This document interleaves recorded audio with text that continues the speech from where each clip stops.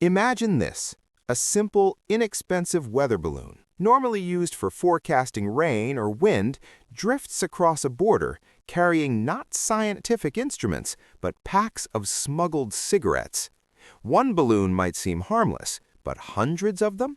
They've forced repeated shutdowns of a major international airport, stranded thousands of passengers, and escalated into a full-blown national security crisis. This isn't science fiction. It's the bizarre reality unfolding right now on the Lithuania-Belarus border in late 2025. What started as smuggling has ballooned into accusations of hybrid warfare, seized trucks, and threats of economic retaliation that could reshape Eastern Europe's fragile stability. Good day, everyone. Welcome back to the channel. Today, we're diving deep into one of the strangest geopolitical tensions in recent years, the escalating crisis between Lithuania and Belarus, triggered not by missiles or troops, but by weather balloons. We'll break down how this unusual provocation has disrupted air travel, hit the economy hard, and pushed Lithuania to declare a nationwide emergency. Stick around for about 10 minutes as we unpack the facts, the fallout, and what it means for the region. Let's start with the trigger, the balloons themselves. In 2025 alone, Lithuanian authorities have recorded around 600 smuggling balloons and nearly 200 drones crossing from Belarus into their airspace. These aren't your party balloons, they're large meteorological ones, capable of reaching altitudes up to 10 kilometers, loaded with contraband like cigarettes to exploit price differences in the EU. But the real issue? Their paths often target flight routes, posing serious collision risks for aircraft. Since October, Vilnius International Airport, the country's main hub, has been forced to close repeatedly, totaling over 60 hours of disruptions. That's affected more than 350 flights and around 51,000 passengers this year. Kaunas Airport has seen impacts too. Lithuanian officials call this a deliberate hybrid attack orchestrated by Belarus, a close ally of Russia, to destabilize without direct confrontation. Belarusian President Alexander Lukashenko denies any state involvement, calling the accusations unrealistic and politicized. He insists smugglers act independently and that balloons pose no real threat to aviation. But Lithuania isn't buying it, pointing to the balloons' increasing numbers and precise trajectories as evidence of coordination. In response, Lithuania temporarily closed 2 border checkpoints in late October. This move backfired economically. Belarus retaliated by restricting Lithuanian-registered trucks on its territory. Estimates vary, but between 1,000 and 2,000 Lithuanian trucks worth millions in cargo and vehicles became stranded in Belarus. Drivers were eventually allowed to return home, but the trucks remained parked in secure lots, effectively held hostage. Lithuanian logistics firms report massive losses, with the transport sector, a key part of the economy, facing chain reactions like delayed goods and spoiled cargo. Protests from truckers have erupted in Vilnius, with companies threatening blockades if the government doesn't act.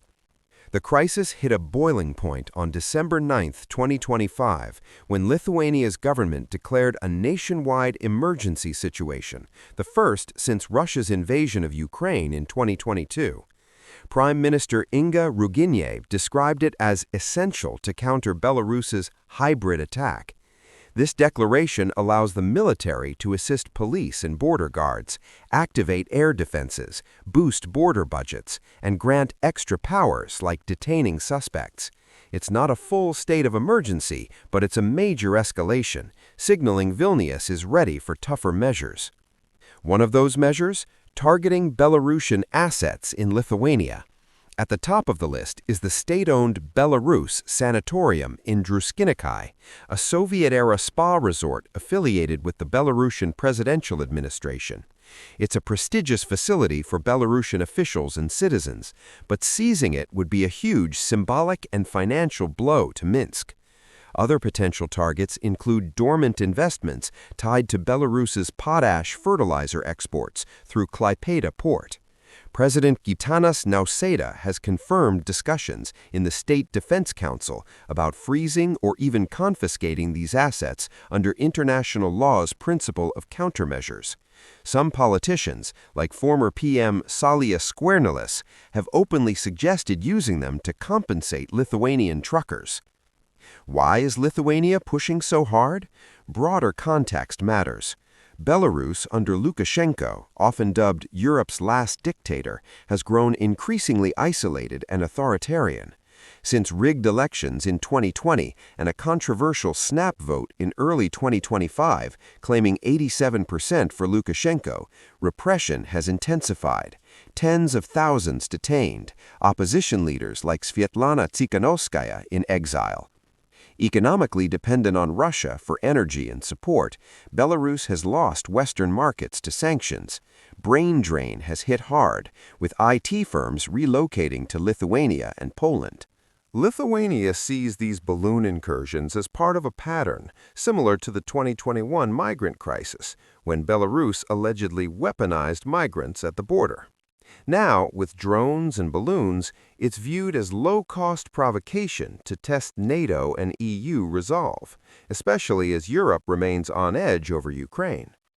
In the best case, diplomacy prevails, perhaps with EU pressure or back-channel talks leading to truck releases and balloon curbs. The EU is already considering new sanctions targeting those involved in the incursions. But escalation risks are high.